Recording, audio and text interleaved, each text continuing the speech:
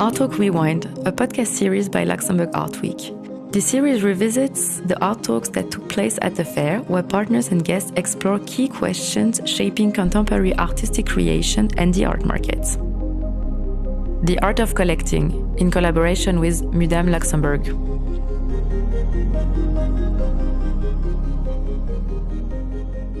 Good morning, everyone. Welcome to this first art talk of the day. We are pleased to offer you this collaboration between Mudam and the Luxembourg Art Week. We are presenting this conversation in the framework of our current exhibition, Radio Luxembourg, Echoes Across Borders. And this exhibition was actually made possible thanks to the donation of collectors Wilhelm and Schürmann, who are present today with us. This was a donation of 20 major works of conceptual art, mainly from the 90s and 2000s. And this gift that was made possible also thanks to the help of the Cercle des Collectionneurs du Mudam, is one of the most significant of Mudam's 26-year history, transforming the collection and opening it to a wider audience. And the focus of this donation really is a groundbreaking female artist from the 90s and 20s. And in the words of our director, Bettina Steinbrügge, perhaps the most extraordinary thing about this gift is its surpassing quality. These are works of art history that we wouldn't have been able to acquire. The gifts made possible with the Cercle des Collectionneurs will have a transformative impact on the museum's collection. The gift was made possible thanks to Wilhelm Schürmann, present here today, part of the conversation, who was first a photographer and teacher, specialized in the history of photography, co-founded one of Europe's first photography galleries in 1974, and started his collection with works by Hans Hecker, but also a lot of other German artists, and then that turned to American art with particular interest on the West Coast. And this overall collection comprises around 2,000 works from the 60s to the present days. And the collection is not considered by Gabi and Wilhelm Schürmann to just be a private property or an object of prestige, but rather an element of cultural values that really depends on the public for its existence. That is why it's really important for Mudam to maintain this strong link between private collectors and public institutions, and that is also the reason why we wanted to invite a younger emerging collector for this talk to really see how we can build this connection through time and generations. So our other guest today is Éléonore Moreau-Gentien, a passionate art collector whose love for art dates back to her childhood.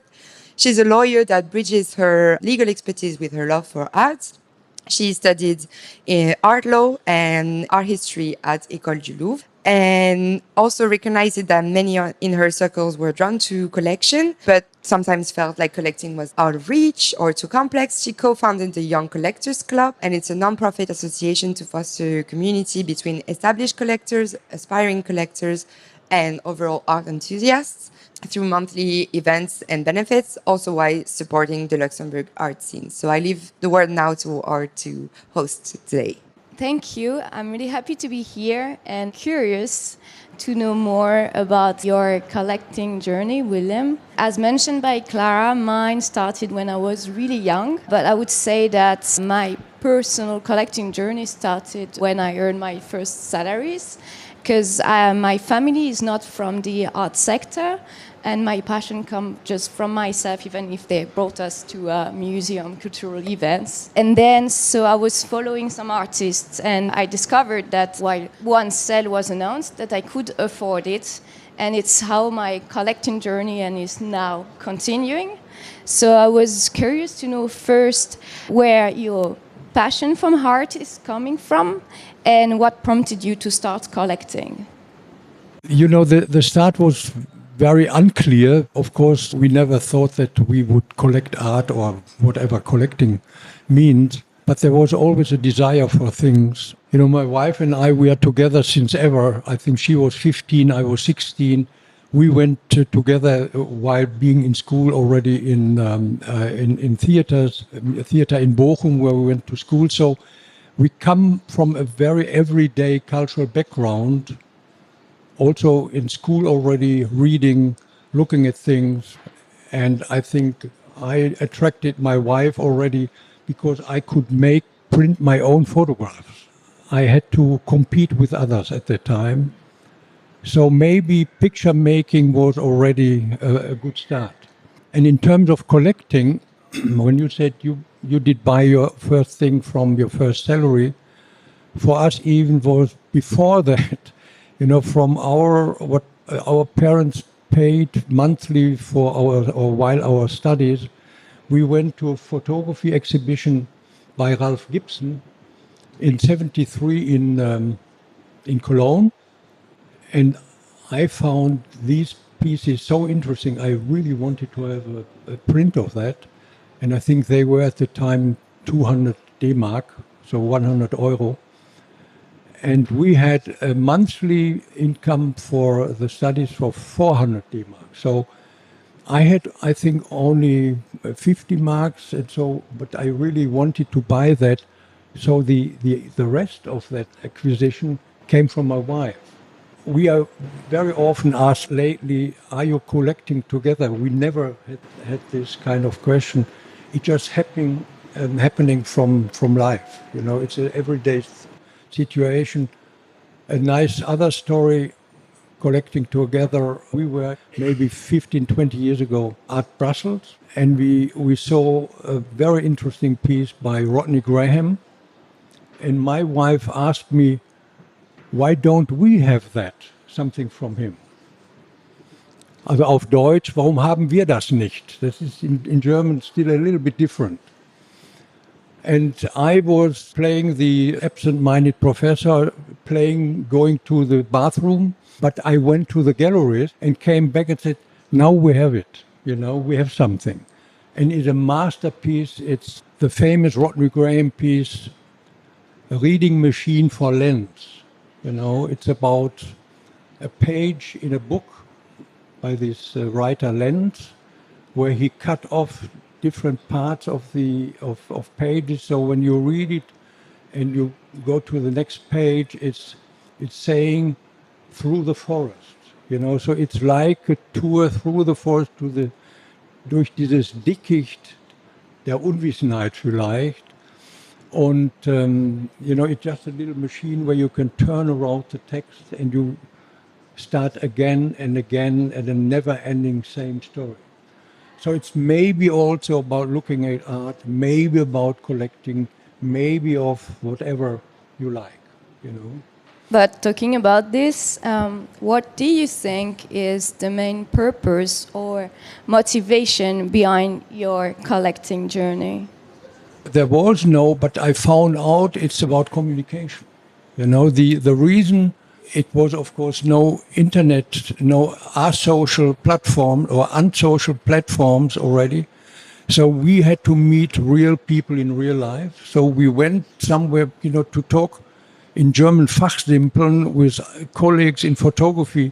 I had to fly, that was expensive, to New York, because there were maybe 3, 4, 5 different people which had the same kind of tricky interest in things.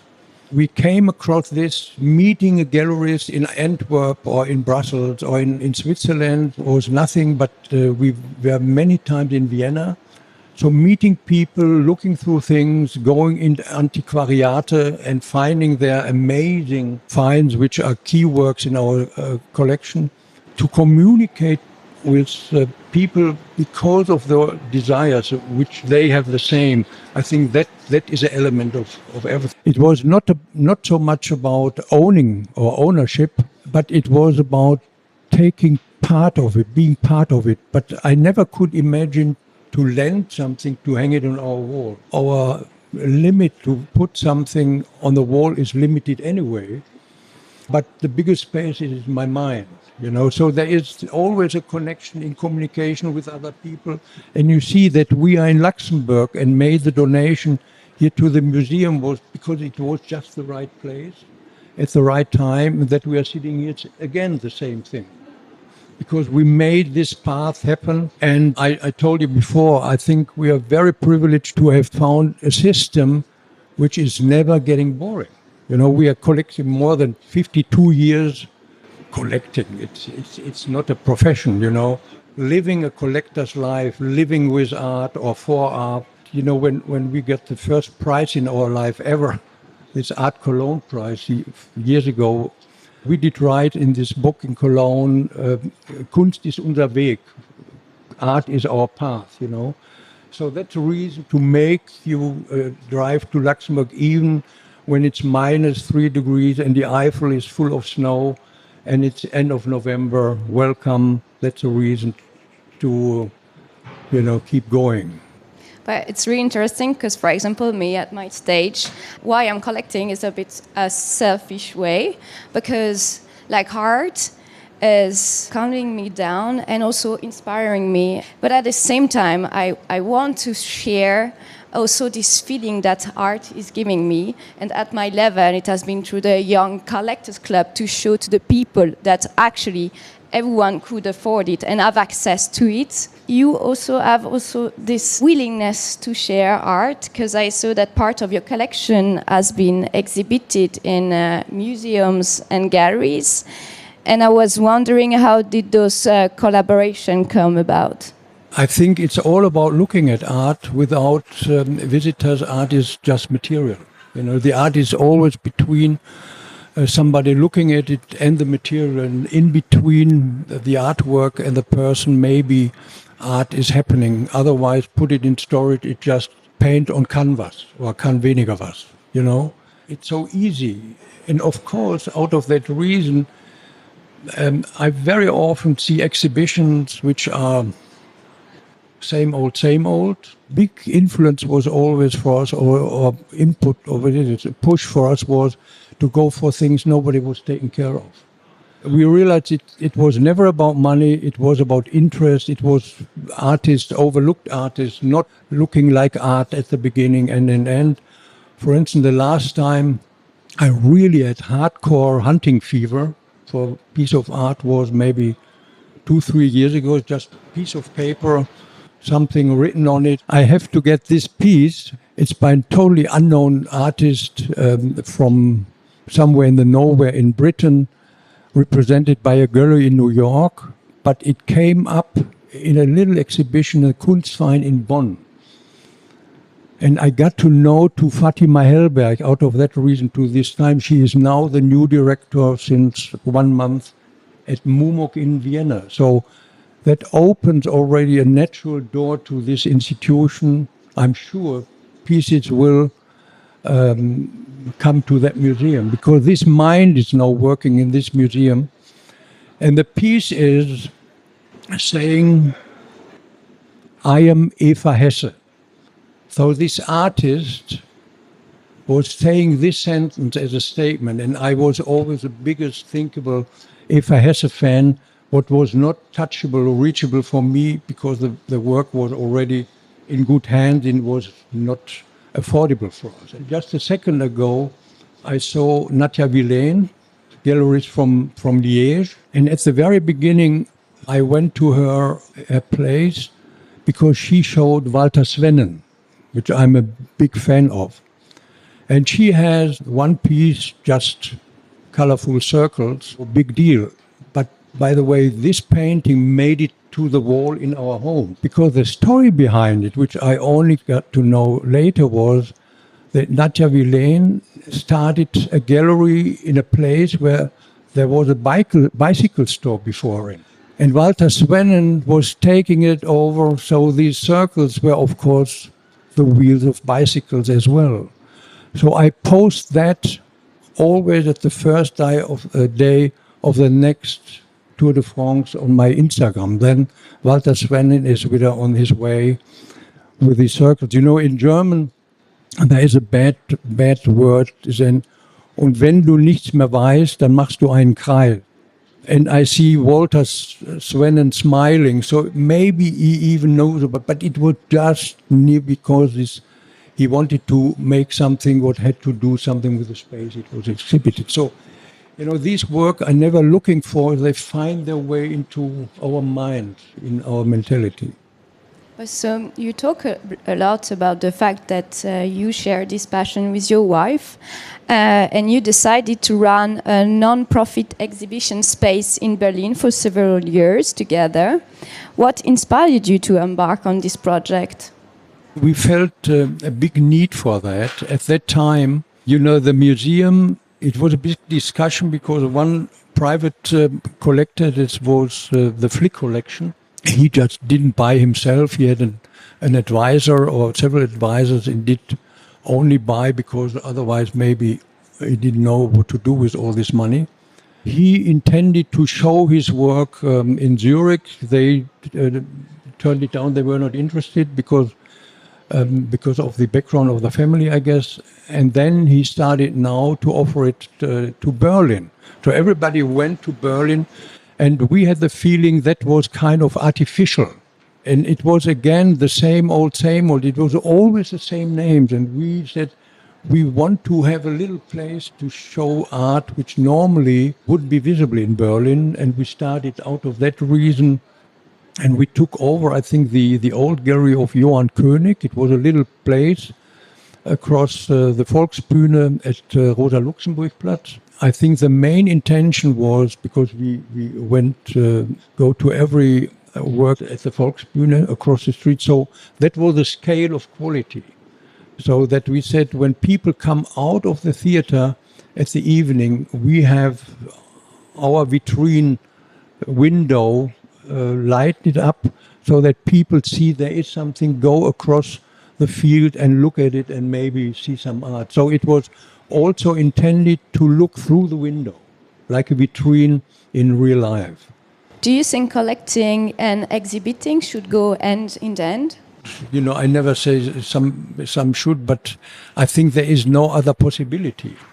So I always was looking for right places, but all these we made around 15 or 16 major exhibitions from our collection, and there is not one where I asked somebody, "Oh, could I show it in your place?" We always have been asked.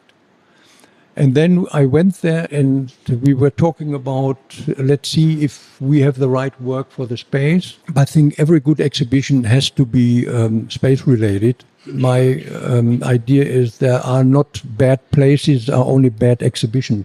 Even in very bad spaces, you can do very good exhibitions.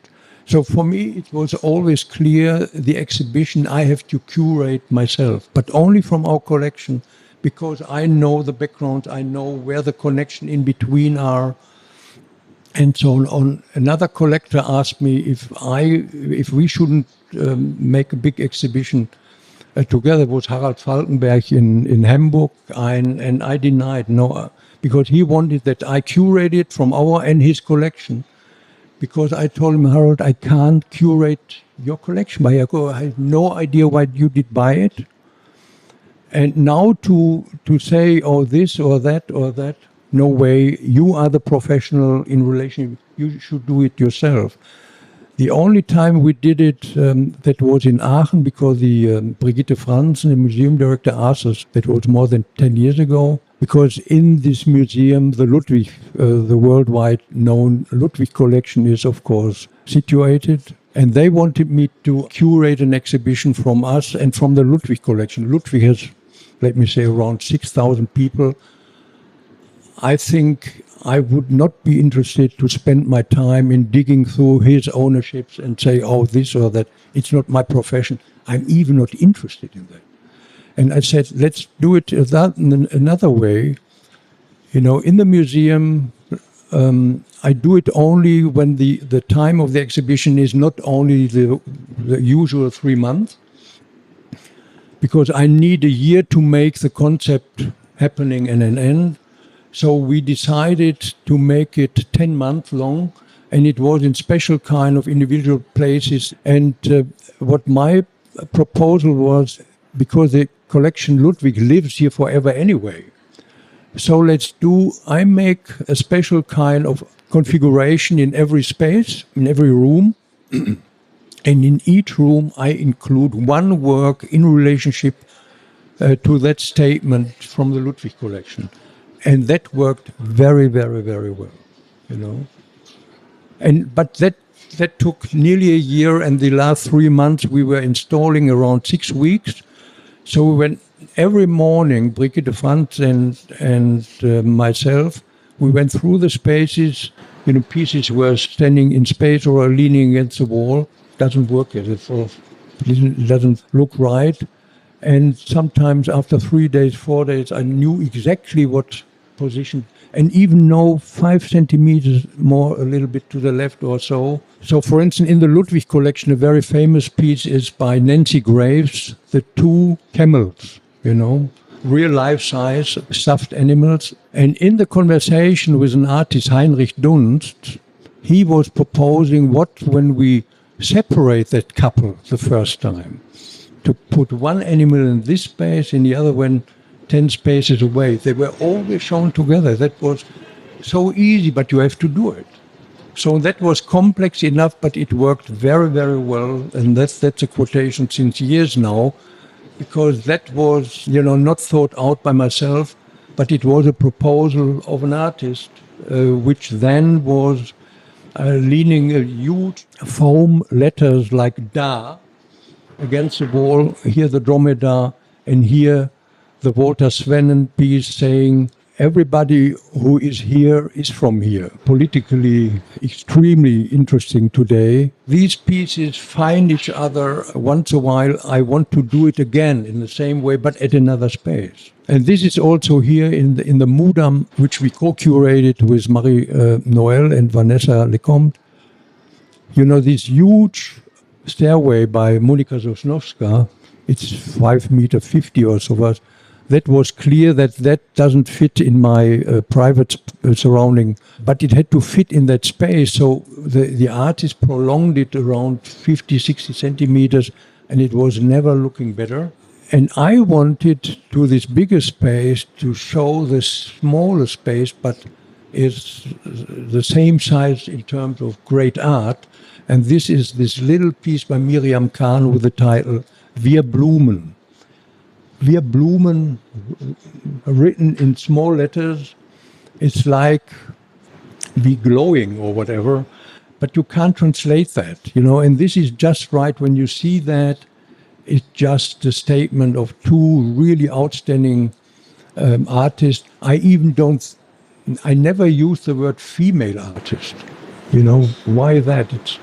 It's artists, and because you see, strangely enough, so many exhibitions lately, only art by women. How limited is that? But it's interesting, of course, because also we realized over the last, 25 years, that maybe from 100 pieces or more we did buy, maybe 80% was made by women. And I asked myself as well, how it was never on purpose, just happened. And for me, the answer is very clear. These statements by these women artists was not in the world yet.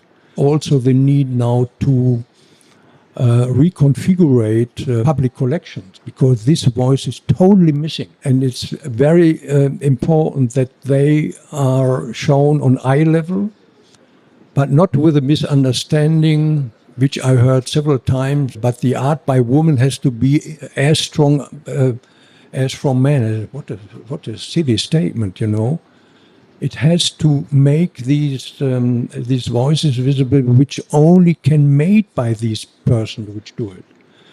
And I think when something was overheard or neglected all the time, and you see that now in art history, that the loudest voices very often were all those which made it into art history, but never were visible. And I think this is a big need to change that, and we can help with it. For instance, with Miriam Kahn, I once made the mistake, because we did buy over, 3 years, a group of really, really amazing work by Miriam Kahn, which were overlooked. She had those still in her studio. It was not the typical Miriam Kahn material. And then I asked the gallerist if he could ask her if something is missing. And she got very upset about this. And said, my problem is not your mind. I can't tell you what to do or not to do. It's not an artist aim to do.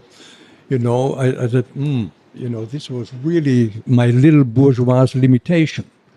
And these kind of things, happens a lot. And out of that reason, modesty helps also.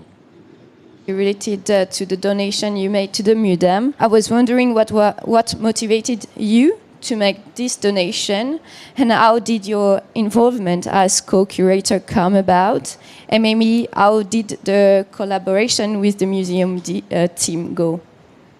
Again, the same story. We have been asked, and Bettina Steinbrügge did visit us 2 times, and were interested in specific pieces to loan for an exhibition, which other pieces went already to as loans to exhibitions.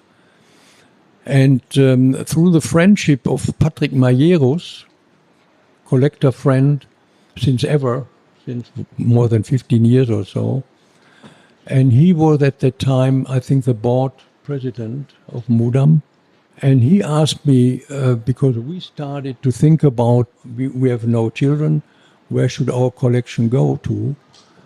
And we said it has to find individually the right places. Bettina Steinbrügge was interested in, and we never talked about donation or so, in specific pieces for an exhibition or so. And I told her, I put together a group of, I will see, which I see would make sense in an institution like Mudam. It was, I think, 45 pieces or so. And she chose, let me say, 20. And I said, if you are interested, we would be even interested to donate it to the museum. And she chose 20 and said, so from these 20, what could you think or imagine which you could give to? I said, all of them, And then it had to go to all these gremium, and the key element was interest. It was interested someday, the city of Düsseldorf, and the responsible cultural people never even took the phone and showed the interest to see the fucking work, I couldn't believe it. For 8 years, it was a permanent loan in the Sprengel Museum in Hanover, the staircase. And of course, our intention was, because we have a very close relationship in terms of the photography collection, that this should be kept in that museum. The director of that museum in these 8 years was not talking one sentence with us about this work. Nobody from the museum was showing interest ever to see anything.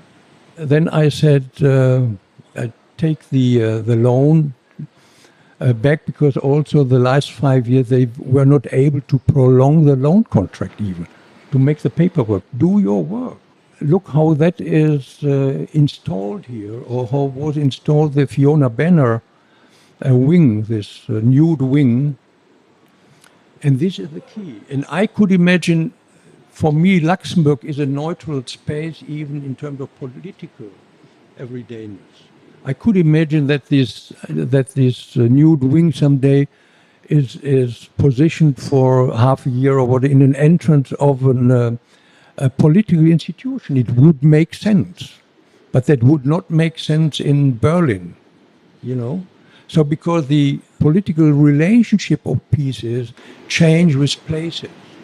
And also that as an advice to collectors, no matter if young or old, the situation of a private ownership changes everything. When I show something in a public space paid by and funded by public money, I cannot say what the rules should be.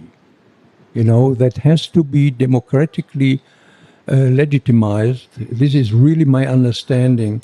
And I was never a fan of private museums, because a museum is for me kind of a sacred word, what means there you can find those things which should be kept for our cultural memory. And I think that should be democratic legitimized, who is making the choices and who is paying for that. And that should be not decided from the taste and the will and the ego or the vanity of a private collector. I think this is all wrong. And you see so many collections or public spaces. Why the hell is every collection looking the same? So that means they are afraid to make mistakes, and mistake means showing something what others not show also. So they want to be again with the winners or what? But what is losing in art? It's not possible. You know, you can't make mistakes in art.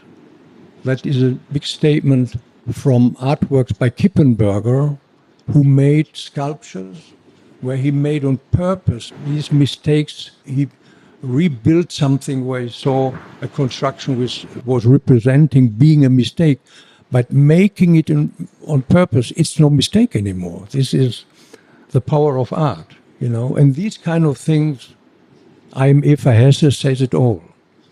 When a woman is that as a word, so she follows in the continuation of this outstanding artist. Do you notice an evolution in the collecting world, or since you're starting collecting?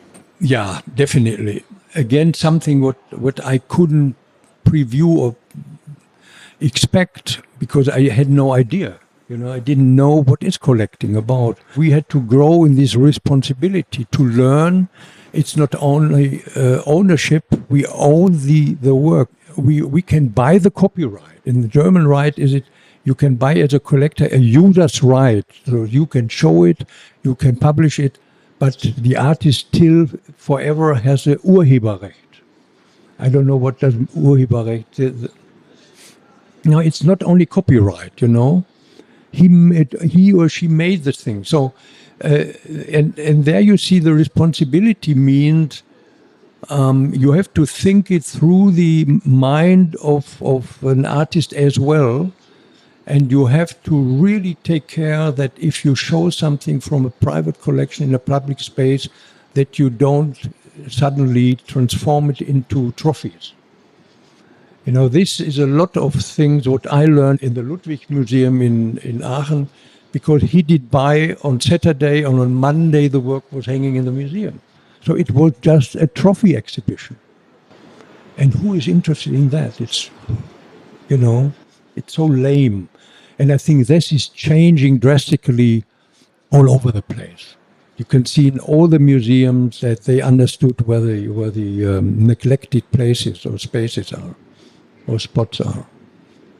So the evolution of the collection is that to be able to see something 10 years, 20 years, 30 years later again, and something was very new at the beginning, very young, suddenly is just historical art. And then it's interesting how fresh is it still? Is it still contemporary? So in art, is it very often also material-wise that it has to age good? Something collapses, so it's better that you allow, we call it work biography. Of course, something 50 years later is not looking so fresh anymore just from surfaces, but it should not look dirty or ugly or whatever, or wrong. So you have to balance even that. So, you know, when something is destroyed also because we loaned something, normally it happens while transportation. Taking consideration, shouldn't we leave that this way? So I did buy something with a gallerist together maybe 3 years ago by Galen Gerber, a really outstanding artist from Chicago. I know since the 80s, it was always too expensive for me because a work of him is around $40,000, I guess. And suddenly a diptych appeared at some auction house I never did hear the name of. I think in Switzerland it's called German with double N. And I knew Galen Gerber never made diptychs. So it was a totally wrong description. Somebody who had no clue about the work. It was very dirty, but the provenance was excellent. It was bought 88 from the first exhibition of his work at Next St. Stephan Gallery. So we went for it and did get both pieces for €2,000. Nobody was bidding it because it had craquelé and. But we contacted Galen Gerber before and said we would do that, is that really, and it was in his work list, we had an excellent restaurator. He started to make these craquelets disappear, and then Galen Gerber stopped and said, no, that is for me too nice. It's getting too perfect. And we stop here and leave everything now inclusive the craquelet like it is. And he testificated it knew that this is now part of the work, you know. So now these 47 years work are inscribed, even the neglected taking care of it. And I think this makes a difference that you can only have as an experience after decades of collecting. Yeah. But part of the collecting journey also includes sometimes selling pieces of art. You sold your collection of mainly historical Czech photography to the Getty Museum in Los Angeles. What led you make to the decision to sell this collection, and what was the process involved? The decision was needed because we had to make money, because, you know, it was not a collection, it was keine Sammlung, sondern eine Ansammlung. It was a lot of individual pieces. So it was not so much for me on purpose connected to each other, but from three people were from Jaromir Funk, it was nearly 90 pieces, from Josef Zudek it was around 100 pieces, and from Werner Mandt maybe 30, or it was altogether around 440 pieces, and that was my amassing of photography. And those were the photographs which I took in private ownership when I stepped out of the gallery. Because I started with a friend in 73, a gallery for photography. The intention was to visit all the still living old masters, and we visited them also. I think at the time I was 20 times behind the Iron Curtain in Prague, and visiting these, my photography history heroes, and did buy these pieces. So we owned all these pieces. And now I took it over in private ownership, so I had to repay taxes for it. And of course, I had the pieces, but I had no money. So, and at that time, a young gallerist in connection, it was, I think he was even a year younger than me, Daniel Wolf, originally from Houston, and having his gallery for photography in New York. He was traveling around the world and were asking 17 photography collectors if they could imagine to sell their collection. And he asked also, I said, yeah, please, you know. And so he did buy the entire group for today a very acute price. Today I would get it for a little print, individual print, you know. But for us it was amazing, a lot of money, and it's now in a good institution. I think today they wouldn't buy that art and culture from behind the Iron Curtain. Mr. Trump would kick it out himself, you know. So it was also a political issue. The other collectors, I think the biggest was the Sam Wexteff collection, that alone were over 10,000 pieces. And so they have an amazing collection. They bought altogether 17,000 artworks or photographies, and then make shows of 200 or so. And now, after more than 30 years, first time a curator, a woman from the Getty Museum, was visiting us at home, because now they think, oh, he should tell us everything about the individual pieces, you know. To sell something later, it was on purpose, but also we have been asked, we had a huge 21-part piece of Martin Kippenberger hanging in our home for nearly 20 years, and then made at the gallery for Pinot, a really, I called it at that time an obscene offer. And I said, when we don't do that, we are really totally nuts. And he said, yes, and now it's hanging in the Pinot Foundation. So, but our money account looks very different since then. You know, and this is what I mean. That was Kippenberger. We did buy an apartment from that in Berlin. We paid, you know, our exhibition space from that. So it just was, and the title of that work is Jeder ist seines Glückes Schmied. Yeah, Kippenberger's. Can you translate that? Everyone is the creator of his luck. So nice full circle. Now it's very normal, and it was of course very difficult as well, because you always have a bad feeling. What is it about taxes? When do you have pay for selling a work of a private collection? Look, we sold these things after owning it already for 30 years. But it's, in terms of the German keyword is Umschichtung, changing something in the collection to refinance something. It's tax-free, but you have to make sure that you did not buy it for investment purposes.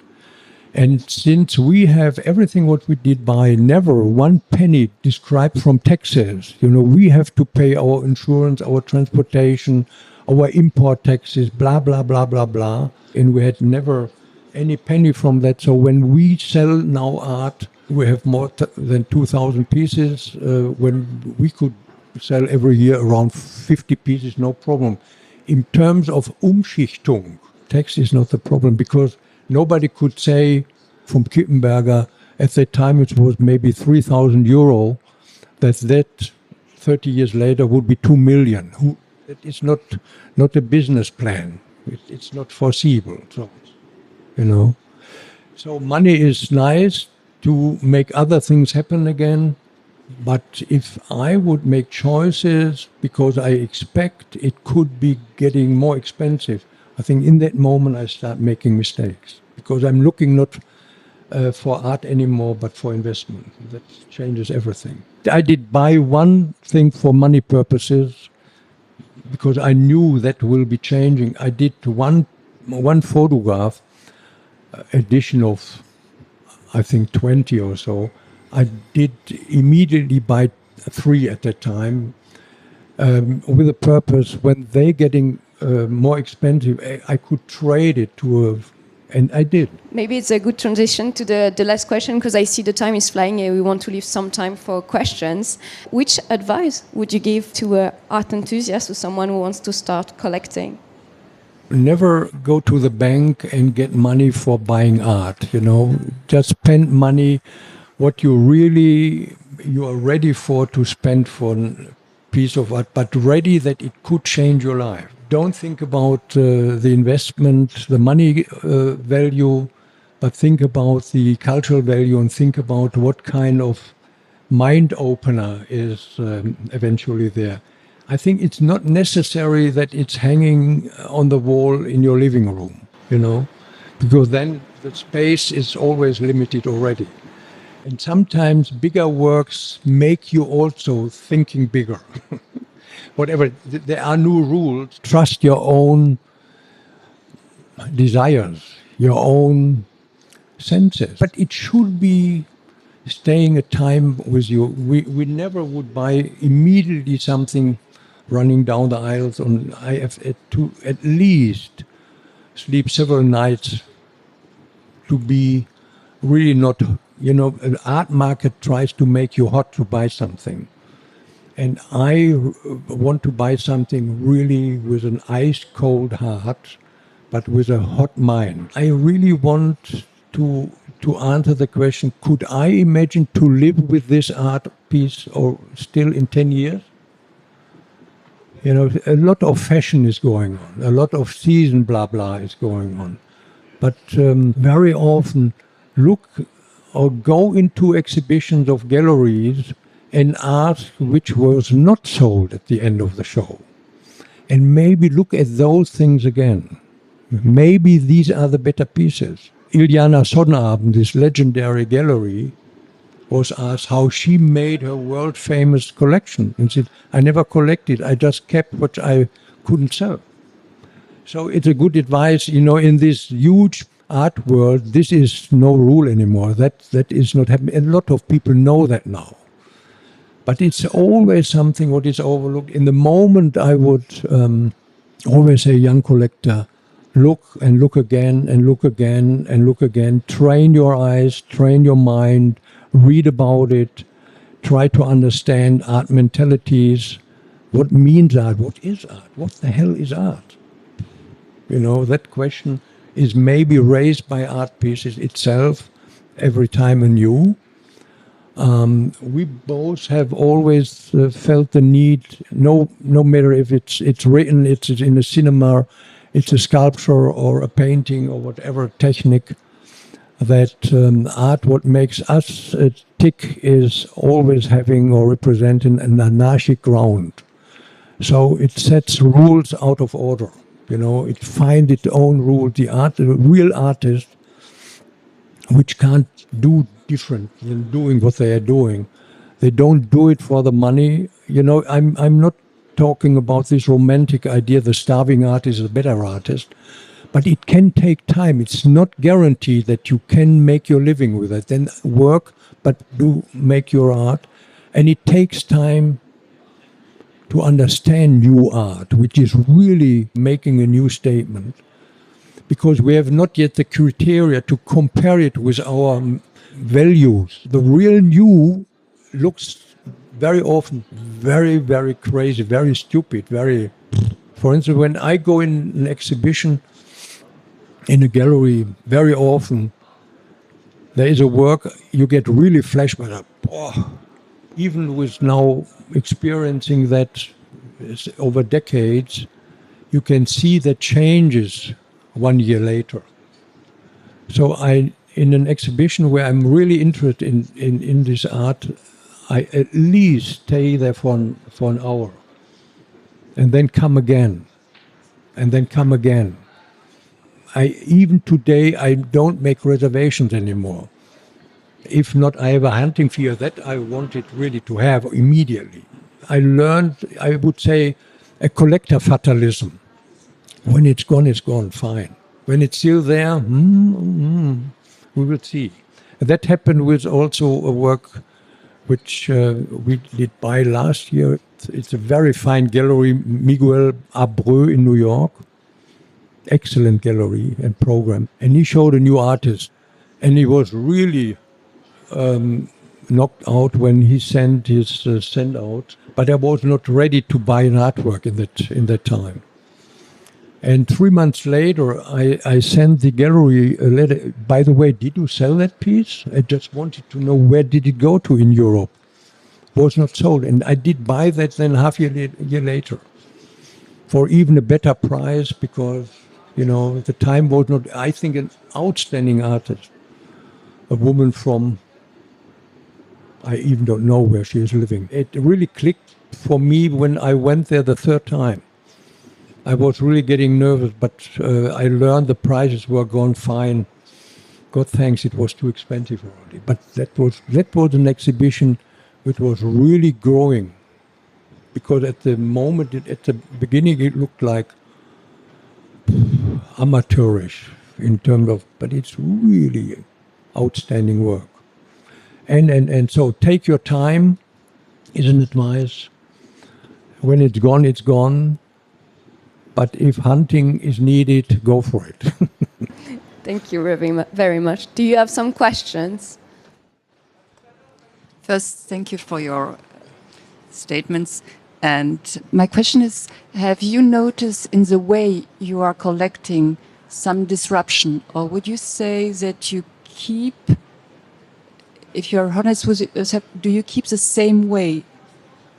Or did you have kept the same way collecting along your collection path, or have you noticed some disruption? I think so. You see, you are, of course, living in your own body. It's still the same mind, but of course, as what you said, it can evolve, it can grow, it will never totally change. I wouldn't say disruptive. In the longer run, it's still, again, logical.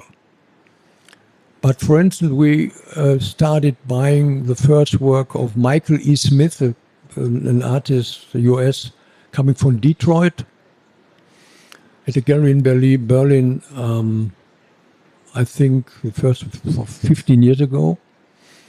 And a good friend of mine from Los Angeles, we talked, he's died, sadly enough, half year ago. He's the biggest Mike Kelly collector worldwide. So we were talking on the phone at least twice a week for an hour. And he was interested in the same artist. And he was going for a piece that I even didn't see that was a piece. It was just a metal bowl with a screwdriver laying in there. And he immediately did buy that. So next week, he shipped it already to Los Angeles very fast. And he planted it and he installed it inside. Inside is my Kelly installation at home. One of the main lessons I learned about art collecting was this statement. Suddenly being historical does mean is not uninteresting now. No, it's historical. What I mean, this is suddenly a new scale is coming into the entire thing. And suddenly the old ones, the oldies have to say, oh, we are still strong enough, because the new one is setting the tone now. Yeah, the new grown into that. And of course that makes a lot also. And you can see a lot of changes are going on, because now the explosion of KI or AI, that will be very interesting. Hi there. I'm curious what's exciting you now, and what are your ambitions moving forwards for your collection? Being happy to live the next day, you know. I have no ambition. This is my collector fatalism. The art is there, I'm there. If I'm just walking around and doing nothing, so it's interesting, is the work when I'm coming home looking, it is still working, still speaking to me or not? Who cares? Yeah. So living with that is, I'm not asking permanently question in terms of art. It's just part of my daily mentality. So interesting being a photographer is this question of what is chicken, what is egg, what was first, you know. There was this Adeakpo artist, he was saying the egg is in the chicken and the chicken is in the egg. So I think brilliant statement. And this is what I mean. When I'm running around with my camera, I'm looking and I'm just, you know, walking in nature or in the woods or wherever. I'm looking at these things, of course, with the eyes trained by these artworks in our collection. Coming into the art world, it's a good word, art world, it's artificial world. And coming from the streets, having photographed for hours, I tell you, you look different on artworks in this white cube. Out of that reason, I could buy very early on Kippenberger when it looked really very bad and very lousy. But it was absolutely a need coming from the street. When that is art, then I'm with it. And this is still the same thing. I think the ambition is to see friends and talk with them about what changed between yesterday and today. And that happens also with artwork. So, because I think your question is interesting enough, because after, you know, having a huge show at the Deichtorhallen in Hamburg and filling this entire space of 6,000 square meters only from our collection, and that was already 30 years ago. And somebody after that asked me, so what could be your ambition or what could be your future anyway? I said, what kind of, nothing changed for me. That would be a comparable question after winning a medal at the Olympics. The question, the strange question is maybe coming from the media. When they don't win the next medal on the next Olympics, they are losers. Oh, really? You know? So friends did donate me a cap, and written on it is, oh, really? It's honest, it's important, but at the same time, it's extremely banal. And the rule of every day is living our life. And yesterday it was that we were coming late. We came from Aachen yesterday, having a coffee, going to the museum, and the performance, the percussion performance started. It was mind-blowing, just being in the music. My wife said, oh, that's the same like in Berlin 4 weeks ago. I'll tell you later. And so after this, and it was for me not too loud, it was just right, it was really physical. And then I went upstairs to see this one room with Sosnovsa again, and then the performance stopped. It was very quiet suddenly, and I heard this clong, the car from Helmira sounded very loud. I never heard it this loud. So the sound of the performance piece was suddenly changing my perception, and this was a magical moment, I don't need more. So that is only possible when something comes to it, and that somebody allows himself to make a performance in the museum, and if the architecture is bigger than real life. And I think the wing in this entrance at that time, suddenly this really challenging architecture was on eye level with an artwork. And this huge artwork, nude wing, a tornado wing, highly polished by Fiona Benner by her hand in London, is standing there like a big, lousy male erection. And now you can look if your hairs are good. I think this is typical British humor.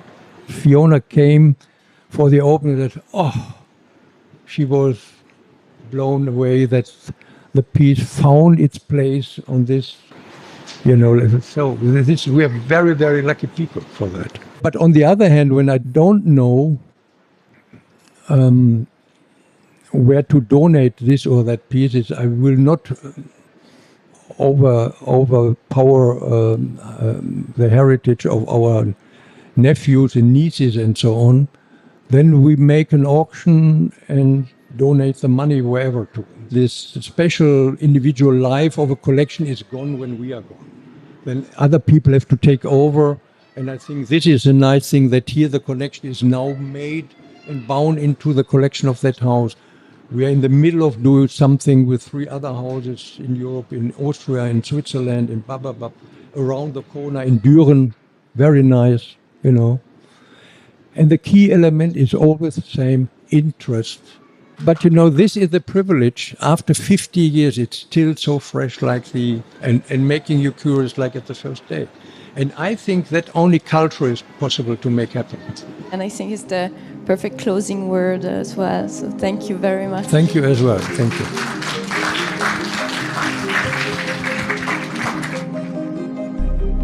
Luxembourg Art Week would like to thank all speakers and partners for their commitment to the 2025 Art Tour program. The next edition will take place from November 20 to November 22nd, 2026. Join us for a new series of captivating conferences and conversations about art live at the fair or available for replay afterwards.